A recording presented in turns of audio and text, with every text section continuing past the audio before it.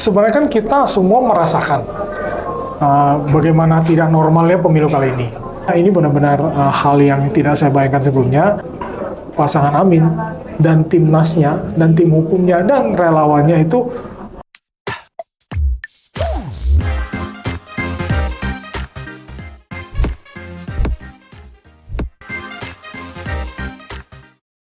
Halo pejuang, pada tanggal 20 Maret kemarin KPU resmi nih mengumumkan siapa pemenang Pilpres 2024. Nah, gimana ya menurut Timnas Amin nih, apakah mereka menerima-nerima aja atau mereka punya strategi lain? Yuk kita bahas bersama dengan Ko Leon sebagai co-kapten Timnas Amin. Tetap ya Ko ya? Tetap ya? tetap. Iya. Boleh disapa para pejuang? Halo para pejuang, terima kasih atas dukungannya, terima kasih atas militansinya. Ayo kita berbagi cerita hari ini. Waduh, mantap kok, mantap. Mantap ya? Mantap Tidak direncanakan benar. Oh, iya. Mantan selebgram kah? Gitu ya, bukan nih sebenarnya. Tapi yang mau endorse boleh nih, kayaknya bagus teksnya. Oh, iya. Terima kasih. Oke, kalian apa kabar kalian? Kabar baik, seru. Walaupun saya tidak puasa, tapi seperti biasa kan. Kita menikmati aja bukanya. ikut war takjil. Nah, sayangnya tidak. Oh tidak. Padahal pas kalau misalkan war takjil kita mau gantiin pas kalau eventnya Leon. Nggak dapet masalahnya. Jeruk kita beli semua. Kalian bisa Chinese-an pakai nutrisari jeruk mungkin. Oh iya. Kalian gimana nih, kan kemarin tanggal 20 Maret gitu ya, udah kita semua dengar siapa tuh pemenang dari Pilpres 2024. Gimana tanggapan para timnas, kapten, co-kapten nih? Siapa tahu ada info-info orang dalam yang mungkin kita juga belum tahu. Agak panjang boleh nggak? Boleh banget. Saya nggak bisa ngomong pendek-pendek. Waduh, storytelling ya. Boleh. Oke, yang pertama gini, ini kan pengalaman pertama saya nih. Saya memang niatnya mau kontribusi untuk bangun negara. Nah, ini pengalaman pertama berjuang bersama teman-teman di ranah politik. Nah, terus terang saya punya banyak asumsi yang jelek-jelek lah tentang politik kan. Ya pokoknya beginilah begitulah, hari ini A besok B gitu. Banyak persepsi, saya udah punya persepsi sebelumnya tuh yang tidak bagus gitu. Nah, untungnya terus terang saya tidak menemukan itu di Timnas Amin. Saya tuh menemukan semua orang itu benar-benar saling berbagi. Jadi saya sebagai junior, saya merasa saya belajar banyak gitu dari teman-teman yang lebih senior. Tapi saya juga merasakan teman-teman yang senior itu mau mendengarkan, mereka tuh mau belajar dari saya yang sebenarnya masih sangat-sangat junior gitu. Nah, ini luar biasa saya rasa. Kemudian yang lainnya juga banyak sekali kejadian-kejadian yang mungkin niatnya kita baik, tapi ternyata hasilnya kurang baik. Ya, kata-katanya adalah beberapa dari timnas itu melakukan kesalahan. Nah, yang luar biasa itu tidak ada yang menghujat, tidak ada yang menyalahkan gitu. Yang melakukan kesalahan juga mengaku, bilang minta maaf dan segala macam. Dan banyak politisi senior yang kata-kata itu menyejukkan hati gitu. Maksudnya ya udah ayo kita belajar apa dan segala macam. Nah, itu menurut saya luar biasa sih. Nah, tapi saya juga merasakan hal-hal yang luar biasa lainnya, yaitu secara organik ini pendukung Anies Mohaimin luar biasa. Nah, ini yang saya tidak membayangkan sebelumnya. Saya pikir saya itu bakal dihujat habis-habisan. Ternyata DM yang masuk ke sosial media saya maupun WhatsApp saya itu positif banget. Yang saya bilang nggak ada yang negatif. Yang ada itu mereka bertanya dan level pertanyaannya itu masih level diskusi gitu. Jadi bukan yang langsung menghujat, langsung menghakimi gitu, enggak. Nah, itu menurut saya luar biasa. Nah, ternyata kan sudah diumumkan nih oleh KPU, kan? Bagaimana komentar saya hasilnya? Nah, kalau menurut saya gini, kita tahu banyak hal yang tidak normal lah yang terjadi ya. Betul. Kita banyak baca berita di mana ada tekanan-tekanan gitu. Kita banyak baca berita ada aparat yang digerakkan atau aparat yang diancam gitu. Aparat desa juga begitu, ASN juga begitu, beberapa pejabat-pejabat negara juga begitu. Kemudian kita lihat ada pelanggaran etik di situ. Kemudian ada juga itu kan tekanannya, tapi ada juga iming-iming kan, imbalan gitu. Nah, kita dengar banyak lah orang yang mendapatkan imbalan. Kemudian saya pribadi juga merasa, saya pertama kali seumur hidup saya melakukan kampanye di Jogja. Itu waktu itu yang hadir kita bagi-bagi tumbler lah ya. Dilarang karena biaya tumblernya itu melebihi ketentuan kampanye. Ketentuan dari KPU lah ya. Kayaknya nggak boleh terlalu mahal gitu. Saya juga nggak terlalu hafal aturannya. Katanya kayak nggak boleh di atas ini karena ya kan sebenarnya tidak boleh money politis ya. Tapi kita juga lihat ada orang-orang yang misalnya ya membagikan beca listrik lah dan segala macam, itu terang-terangan siang hari ada orang yang foto dan segala macam. Nah, ini menurut saya tidak normal gitu. Nah, saya menyayangkan aja sih, di satu sisi saya punya pengalaman yang sangat positif. Kita bikin tren kampanye baru, kita adu gagasan, bahkan Desa Anies itu mengalahkan, jadi trending topik, mengalahkan joget gemoy. Kemudian Desa Anies itu dicontoh oleh paslon lain. Dengan kita tuh low budget dan segala macam, relawan yang militan. Tapi di sisi lain ya ada hal-hal yang istilahnya mencederai proses demokrasi sih. Jadi itu yang saya rasakan sebenarnya. Jadi Koleon itu pertama kali berarti ya sekarang ini ya terjun dalam politik. Karena tadinya Koleon juga menganggap politik itu ya gitu-gitu aja gitu mungkin ya. Betul, tapi semenjak di Amin ini ngerasa positif gitu ya? Iya, saya merasa positif sih. Saya merasa perjuangannya itu nyata. Dan yang diperjuangkan itu beneran ini dipikirkan gitu. Jadi kenapa program ekonominya begini, kenapa program pendidikannya begini, kenapa program yang tentang ekologi dan lingkungannya begini, itu saya bebas bertanya ke teman-teman yang jauh lebih ahli dari saya di bidang itu. Dan mereka juga bertanya ke saya tentang ekonomi digital dan segala macam. Jadi benar-benar saya ngerasakan, wah ini semuanya itu sudah dipikirkan dengan baik dan memang Indonesia butuh arah seperti ini gitu. Nah, jadi ini beneran nih serius gitu. Nggak cuma sekedar yang asumsi saya lah ya, nggak cuma sekedar woi pakai spanduk, woi teriak-teriak gitu, bikin panggung terus ya ada yang kata serangan fajar dan segala macam, itu kan asumsi saya kan, karena baca berita dan segala macam gitu. Tapi akhirnya itu semua tepis gitu semenjak masuk sini. Iya, semenjak masuk sini kita tidak melakukan itu, kita melakukan totally yang sebaliknya. Oke, nah kemarin itu kan sempat ada Pak Anies dan Caimin itu ngomong waktu di Jalan Diponegoro atau tim markas pemenangan Amin ya, ngomong kalau misalkan saya tetap ada di jalan perubahan gitu. Nah itu apakah mereka emang belum menyerah dengan hasil ini atau gimana untuk internalnya gitu? Gini, terus terang saya karena saya bukan politisi, jadi saya tidak bisa menduga-duga. Tapi saya bisa paham maksudnya bahwa kami tetap di jalan perubahan. Karena gini, karena kalau menurut saya sudah cukup lama, ini bukan masalah siapa presidennya, tapi sudah cukup lama di Indonesia itu saya sering melihat konsepnya itu sentralisasi. Nah, sedangkan ketika saya diskusi dengan Pak Anies, kemudian dilanjutkan dengan masuk menjadi kokapten, kemudian baca substansi yang mau kita kampanyekan, dan kemudian saya turun kampanye, konsepnya Pak Anies itu benar-benar beda. Makanya saya juga setuju bahwa kata-kata kita usung itu perubahan kan. Nah, yang di sini ini sentralisasi gitu. Nah, yang menurut saya udah mulai tidak relevan sentralisasi itu adalah distribusi. Nah, jadi perbedaan paling mencolok yang diusung oleh Pak Anies dan Pak Muhaimin adalah ini kita harus distribusi. Makanya tagline-nya Indonesia adil dan makmur untuk semua. Tagline-nya pemerataan. Dan jika kita misalnya kita ambil contoh program food estate gitu. Food estate itu kan sangat sentralisasi kan ya. Nah, yang kita tawarkan kan contract farming. Sebenarnya sama-sama niatnya baik, sama-sama untuk memecahkan masalah ketahanan pangan kita. Tapi apakah sentralisasi dikuasai oleh satu atau dua korporasi saja, atau kita memberdayakan semua petani yang ada di Indonesia melalui kontrak farming? Kita kontrak dengan mereka. Jadi misalnya tahap 1, mereka cukup bercocok tanam dan produknya mereka dipakai lokal. Jadi memenuhi kebutuhan lokal dulu.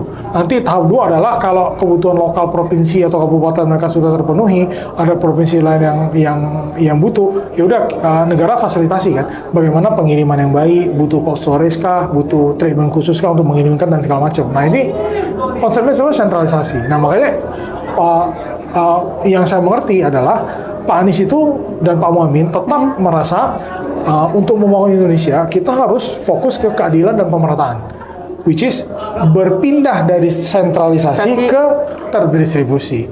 Nah itu memang jalan perubahan gitu. Jadi adanya statement itu setelah mungkin itu kan saat detik-detik pengumuman pemenang Pilpres ya waktu itu ya. Jadi itu tuh bukan statement bahwa mereka ya tetap mau pengen jadi presiden, tapi siapapun presidennya mereka ingin adanya perubahan di Indonesia, mungkin lebih kayak gitu ya. Ya saya yakin Pak Anies dan Pak Muhaimin sudah punya rencana sendiri. Saya yakin program-program yang selama ini dikampanyekan akan coba untuk direalisasikan. Mungkin direalisasikannya dengan cara melalui parlemen misalnya, kayak Pak Muhaimin kan pimpinan partai, yang partainya partai keempat loh ya, ini 4 besar, jadi PKB ya, besar sekali. Menurut saya teman-teman di PKB melalui parlemen kan bisa memperjuangkan prinsip yang mulai bergeser dari sentralisasi ke terdistribusi gitu. Melalui parlemen bisa, melalui mungkin NGO bisa, melalui entitas bisnis bisa, atau bentuk-bentuk lainnya gitu. I see. Nah, balik lagi ke pengumuman pemenang kemarin gitu ya. Nah, tim hukum dari pasangan Capres nomor 1 Anies Muhaimin ini resmi nih mendaftarkan permohonan ke Mahkamah Konstitusi atau MK dalam perkara perselisihan hasil pemilihan umum atau PHPU. Nah, ini gimana nih? Ini apa sih isinya, boleh gak di-spill dikit, dan apa harapannya setelah maju ke MK itu hasilnya apa yang diharapkan dengan Timnas Amin? Oke, harapannya satu ya, harapannya sebenarnya kan kita semua merasakan bagaimana tidak normalnya pemilu kali ini. Bukan hanya sekedar hari pencoblosan, tapi itu sebelumnya banyak sekali hal-hal yang harus kita kritisi.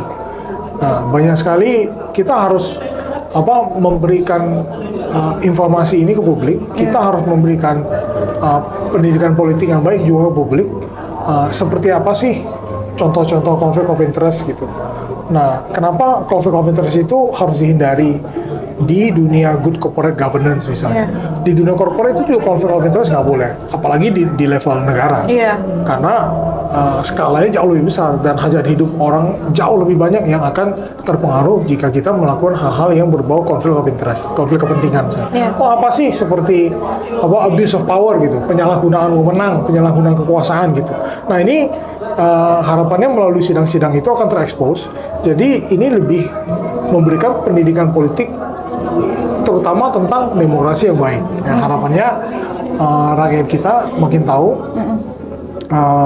Harapannya juga pemerintah dan DPR ya, stakeholders, pemimpin di Indonesia itu bisa menciptakan atau merevisi atau menciptakan undang-undang peraturan yang baru sehingga lebih baik gitu, lebih kita punya kriteria yang jelas bagaimana caranya tidak melakukan konflik of interest, bagaimana caranya tidak melakukan abuse of power gitu. Menciptakan undang-undang baru dan peraturan baru mungkin ya untuk mungkin pemilu ke depannya gitu ya, jadi nggak ada berita-berita curang. Nah, ini tuh sebenarnya masih ranahnya atau sebenarnya diperbolehkan kan untuk kita menggugat ke MK atau gimana? Soalnya banyak yang bilang kayak ini kita bikin perpecahan lah segala macam, padahal ya 2009, 14, 19 pun beliau juga menggugat ke MK gitu kan. Dan itu kan sebenarnya tidak apa atau emang itu sebenarnya pelanggaran? Ya menurut saya itu kan hak ya. Itu hak dan salah satu jalur yang tepat kan. Makanya gini, Pak Anies itu sering bilang, berkali-kali kan di media dia sering bilang, kalau misalnya ada yang menuduh bahwa ini perpecahan, Tapi coba lihat statementnya Pak Anies, dia selalu bilang, enggak, kita itu bukan datang dengan marah-marah. Iya. Kita nggak pernah kan, mengorkestrasi demo besar-besaran gitu, mengorkestrasi gerakan-gerakan yang fisik gitu kan ya. Kemudian menggunakan kata-kata diksi yang provokatif kan nggak pernah. Iya, nggak. Ya makanya ini kita benar-benar gunakan kata-kata yang menjelaskan situasinya itu seperti apa, menjelaskan kenapa ini kita anggap tidak normal, menjelaskan kenapa kita mau menggugat ke MK, dan menurut saya nada bicara, cara menyikapi gitu, semuanya arahnya itu lebih ke arah pendidikan politik tentang demokrasi bagi rakyat Indonesia supaya kita bisa mengerti dengan lebih baik. Untuk menciptakan demokrasi agar rakyat Indonesia seenggaknya tahu lah ini kebenarannya, ada keanehan di dalam pemilu ini, mungkin ada kecurangan-kecurangan yang udah datanya tim hukum kita sendiri udah menerima gitu ya. Sudah, jadi menurut saya tim hukum kita sangat mumpuni ya, karena saya juga beberapa kali berdiskusi, saya juga kadang-kadang kan kita namanya manusia kita panas juga. Manusiawi. Karena manusiawi kita panas juga, kita lapor Pak gini, oh mereka balasannya palingan kalau kayak gini nggak bisa. Ini mesti jelas loh kalau mau menjadikan bukti hukum itu harus begini. Saya juga tension juga. Jadi saya juga sadar, oh iya ya, saya nggak boleh panasan gitu, saya nggak boleh terprovokasi hanya gara-gara orang forward link video yang saya verifikasi juga belum, saya tanya-tanya lebih jauh juga belum gitu. Nah, nggak segampang itu. Jadi saya saksi lah bahwa mereka itu sebenarnya sangat cermat kok gitu, sangat cermat, sangat hati-hati gitu ya. Diverifikasi dulu sama mereka ya, jadi kayak diteliti benar baru akhirnya mereka berani untuk memajukan itu ke Mahkamah Konstitusi. Iya, gitu ya. dengan narasi yang sudah ditentukan dengan baik gitu kan. Bahkan misalnya ada saya nggak tahu ini dipelintir atau enggak, tapi pernah ada headline media bahwa disiapkan 1.000 pengacara itu bukan maksudnya 1.000 orang masuk enggak, tapi kan ini untuk memverifikasi ini semua, dan yang harus diverifikasi itu tersebar di berbagai provinsi kabupaten di Indonesia, ya wajar dong banyak yang ikut membantu memverifikasi sehingga semuanya itu valid, bisa dijadikan bukti hukum yang baik gitu. Tapi 1.000 pengacara itu pengacara benar-benar pengacara atau relawan yang membantu untuk memverifikasi tuduhan-tuduhan tersebut? Nah, gini, setahu saya, banyak banget nih ya info kita masalah kan 1.000 pengacara ini. Kita kan ada Timnas. Nah, Timnas itu kita ada juga tim hukum nasional. Jadi memang terpisah. Jadi memang tim hukum nasional ini di bawah kepemimpinannya Pak Ari itu memang benar-benar pengacara semua, lawyer, dan mereka itu punya struktur sampai ke berbagai provinsi di seluruh Indonesia. Bahkan untuk hal-hal tertentu mereka bersedia mendampingi teman-teman relawan kita, teman-teman saksi kita, karena kadang-kadang ketika butuh pembahasan atau argumentasi hukum, mereka kan bisa lebih menjelaskan dengan baik gitu. Jadi saya pribadi tidak tahu jumlah pastinya berapa, tapi yang saya tahu Pak Ari itu adalah ketua tim hukum nasional, dan jaringan tim hukum nasional kita itu sampai ke daerah-daerah gitu. Jadi wajar kalau jumlahnya memang banyak, dan memang ini levelnya memang pengacara semua. Memang praktisi hukum lah. Oke. Berarti 1.000 itu bukan 1.000 semuanya masuk ke MK ya, tapi 1.000 orang yang memverifikasi mungkin ya, ada tuduhan-tuduhan tersebut. Benar. Jadi maksudnya kayak bukannya begitu kayak, tapi kan kita bisa bayangin aja kalau data dan faktanya datang dari berbagai daerah di seluruh Indonesia, ya nggak mungkin kan yang verifikasi cuma 5 orang. Iya. Oke, jadi 1.000 pengacara ini bukan berarti 1.000-nya itu langsung masuk semuanya ke Mahkamah Konstitusi gitu ya, Koleon ya. Nah, mungkin Koleon nih bisa nih untuk kasih closing statement untuk teman-teman untuk menyemangati, gimana pun kan relawan kita masih banyak banget ya yang berjuang di bawah untuk memverifikasi.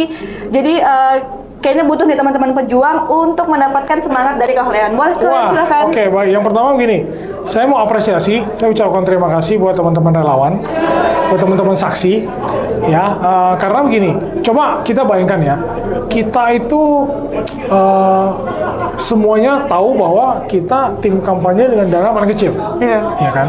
Kemudian yang kedua, kita lihat dengan mata kepala kita sendiri, ya istilahnya orang-orang bilang hanya modal semangat saja. Tapi dengan dana yang sangat kecil, dengan modal semangat saja, kita itu benar-benar membawa cara baru dalam berkampanye. Kita itu, menurut saya mungkin salah satu paslon dan timnya yang paling banyak menyampaikan narasi-narasi tentang program, narasi-narasi tentang berbagai, bukan hanya program, tapi berbagai masalah, berbagai cara untuk menyelesaikan masalahnya. Dan kita juga salah satu yang paling sering mengatakan bahwa punya wewenang bukan berarti punya pengetahuan, dan kita paling banyak itu duduk, kita mau mendengarkan dan kita mau belajar dari berbagai masyarakat di seluruh Indonesia kan. Nah, bayangkan itu. Kemudian bayangkan juga kita itu mendapatkan berbagai tekanan kan, kita dapatkan berbagai hal yang tidak normal, tapi hasilnya menurut saya tim di dalam itu kompak. Ketika tim di dalam ada masalah itu tidak ada yang saling menyalahkan, semuanya betul. Saling menyemangati. Kemudian kalau kepemimpinannya begitu, kita bisa lihat ini akan menular ke bawah. Makanya kita bisa lihat di bawah itu banyak sekali relawan juga yang bikin spanduk dengan karung goni. Spanduk rakyat. Spanduk rakyat, ya kan. Hanya ditulis tangan aja pakai cat gitu, seadanya gitu. Nah itu benar-benar luar biasa gitu. Jadi ini benar-benar hal yang tidak saya bayangkan sebelumnya. Ini benar-benar banyak yang sudah bilang pasangan Amin dan timnasnya dan tim hukumnya dan relawannya itu mengangkat tinggi sekali kualitas kampanye di Indonesia gitu. Jadi ini bukan hanya berkat kita, karena kan kita membantu memfasilitasi, tapi kan relawan inilah yang sebenarnya bekerja di bawah gitu. Nah jadi ini udah luar biasa itu. Ditambah lagi ketika terjadi tekanan dan segala macam, ketika hasilnya masih belum seperti yang kita harapkan, tidak ada gerakan-gerakan fisik, gerakan-gerakan yang merusak banget sih gitu. Dan ini tercermin dari apa yang Pak Anies katakan, tapi tercermin juga apa yang disadari dan dilakukan sih oleh teman-teman relawan juga kan gitu. Kita tahu demo ada, tapi nggak ada yang benar-benar anarkis kan. Jadi itu luar biasa. Itu luar biasa sekali. Jadi semangat-semangat relawan ini sangat-sangat perlu kita apresiasi ya kalian ya. Yes. Jadi teman-teman emang benar sih, tim Amin ini membawa cara dan gaya baru dalam berkampanye gitu ya, dengan 0 rupiah, menciptakan spanduk rakyat, dan kita semua masih berharap bahwa teman-teman relawan ini masih semangat untuk mengawal, apalagi kita juga baru masuk ke Mahkamah Konstitusi dengan beberapa bukti gitu ya, bukti-bukti yang kuat pastinya karena sudah diverifikasi dengan 1000 pengacara. Nah, mungkin teman-teman semua dengan penjelasan kalian barusan sudah mengerti apa itu 1000 pengacara gitu ya. Dan semoga ini semua jadi clear gitu ya, jadi tidak ada yang ngomong ini ribet atau bohong lah itu. Bukan. Nggak bohong. Logika aja. Kasusnya banyak, provinsinya banyak, Indonesia itu luas ya, masa yang verifikasi cuma 3 orang. Kan nggak mungkin. Nah, gitu aja deh pembahasan kita dengan Kohleon. Kohleon, terima kasih sudah mampir ke podcast Pejuang. Boleh kita semangat, pejuang bukan hadapi. Oke, gitu? Oke. 1, 2, 3. Pejuang bukan hadapi.